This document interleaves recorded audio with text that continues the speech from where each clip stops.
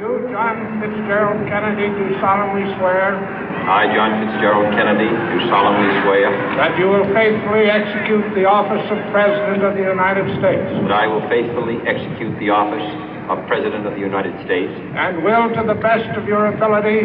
And will, to the best of my ability. Preserve, protect, and defend the Constitution of the United States. Preserve, protect, and defend the Constitution of the United States. So help you God. So help me God.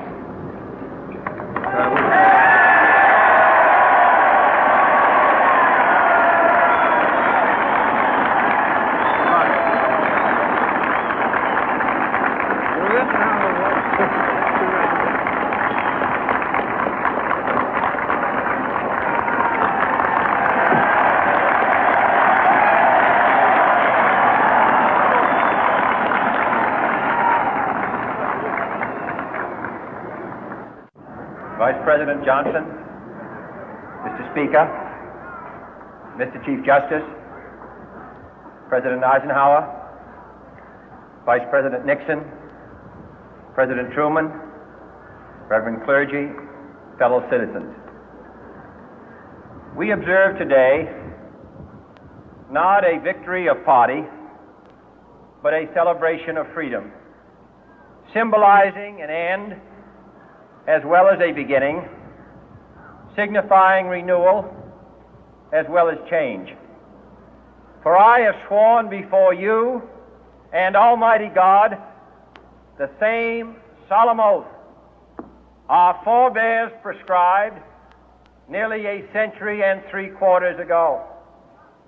The world is very different now, for man holds in his mortal hands the power to abolish all forms of human poverty and all forms of human life.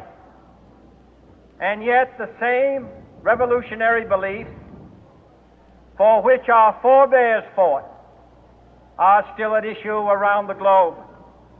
The belief that the rights of man come not from the generosity of the state, but from the hand of God. We dare not forget today that we are the heirs of that first revolution. Let the word go forth from this time and place to friend and foe alike that the torch has been passed to a new generation of Americans born in this century, tempered by war, disciplined by a hard and bitter peace, proud of our ancient heritage, and unwilling to witness or permit the slow undoing of those human rights to which this nation has always been committed and to which we are committed today at home and around the world.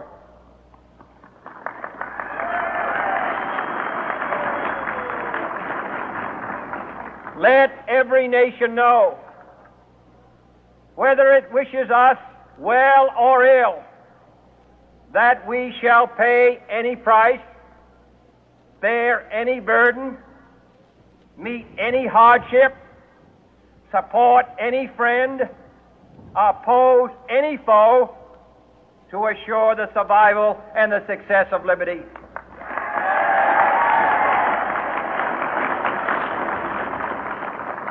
This much we pledge and more. To those old allies whose cultural and spiritual origins we share, we pledge the loyalty of faithful friends. United, there is little we cannot do in a host of cooperative ventures.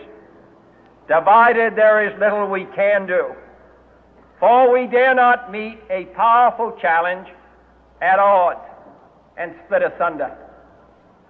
To those new states whom we welcome to the ranks of the free, we pledge our word that one form of colonial control shall not have passed away merely to be replaced by a far more iron tyranny.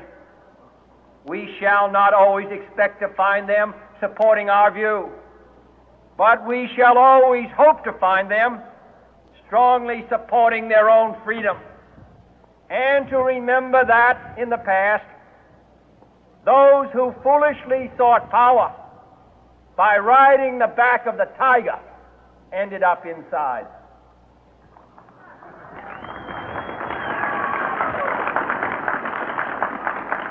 To those people in the huts and villages of half the globe struggling to break the bonds of mass misery, we pledge our best efforts to help them help themselves for whatever period is required, not because the communists may be doing it, not because we seek their votes, but because it is right. If a free society cannot help the many who are poor, it cannot save the few who are rich.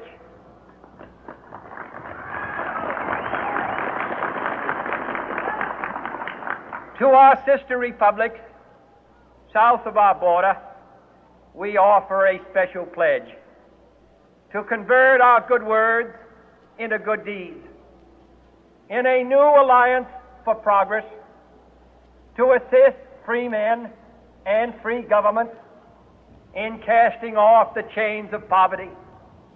But this peaceful revolution of hope cannot become the prey of hostile powers. Let all our neighbors know that we shall join with them to oppose aggression or subversion anywhere in the Americas. And let every other power know that this hemisphere intends to remain the master of its own house.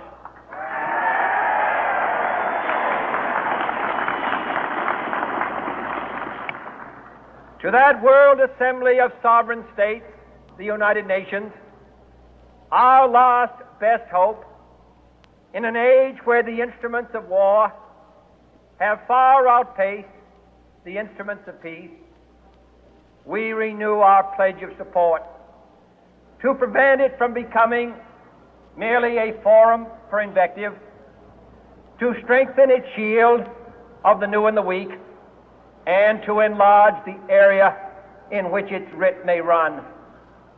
Finally, to those nations who would make themselves our adversary, we offer not a pledge, but a request that both sides begin anew the quest for peace. Before the dark powers of destruction, unleashed by science, engulf all humanity in planned or accidental self-destruction. We dare not tempt them with weakness, for only when our arms are sufficient beyond doubt can we be certain beyond doubt that they will never be employed. But neither can two great and powerful groups of nations take comfort from our present course, both sides overburdened by the cost of modern weapons, both rightly alarmed by the steady spread of the deadly atom, yet both racing to alter that uncertain balance of terror that stays the hand of mankind's final war. So let us begin anew, remembering on both sides that civility is not a sign of weakness, and sincerity is always subject to proof. Let us never negotiate out of fear, but let us never fear to negotiate.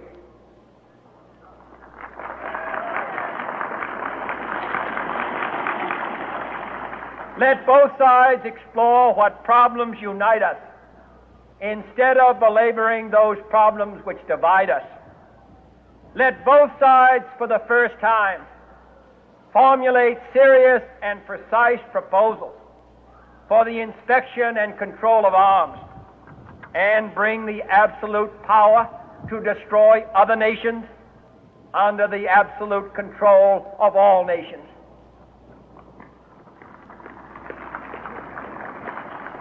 Let both sides seek to invoke the wonders of science instead of its terrors.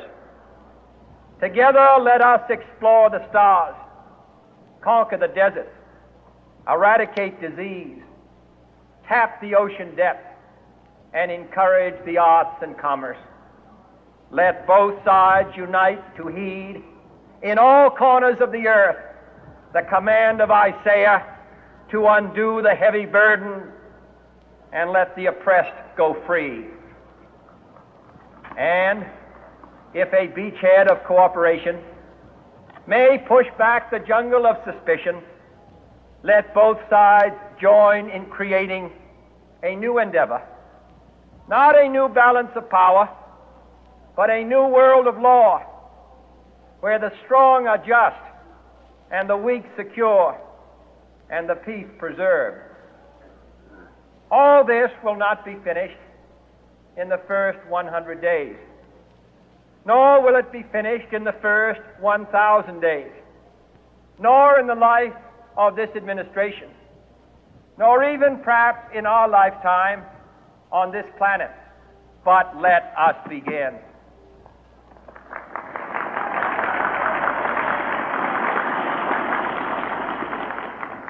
In your hands, my fellow citizens, more than mine, will rest the final success or failure of our course. Since this country was founded, each generation of Americans has been summoned to give testimony to its national loyalty. The graves of young Americans who answered the call to service surround the globe. Now the trumpet summons us again, not as a call to bear arms, though arms we need, not as a call to battle, though in battle we are, but a call to bear the burden of a long twilight struggle, year in and year out, rejoicing in hope, patient in tribulation, a struggle against the common enemies of man, tyranny, poverty, disease, and war itself. Can we forge against these enemies a grand and global alliance, north and south, east and west, that can assure a more fruitful life for all mankind? Will you join in that historic effort?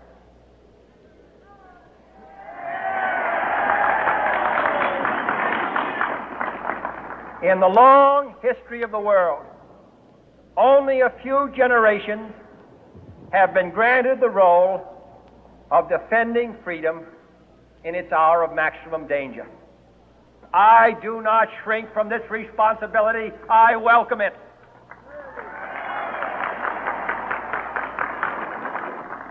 I do not believe that any of us would exchange places with any other people or any other generation.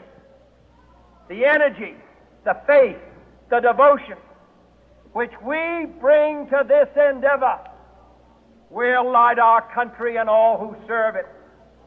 And the glow from that fire can truly light the world. And so, my fellow Americans, ask not what your country can do for you, ask what you can do for your country.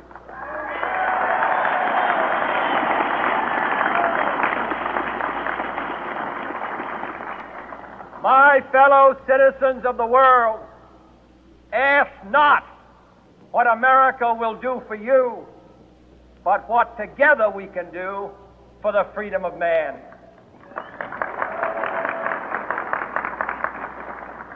Finally, whether you are citizens of America or citizens of the world, ask of us here the same high standards of strength and sacrifice which we ask of you. With a good conscience, our only sure reward, with history the final judge of our deeds, let us go forth to lead the land we love, asking His blessing and His help, but knowing that here on earth, God's work must truly be our own.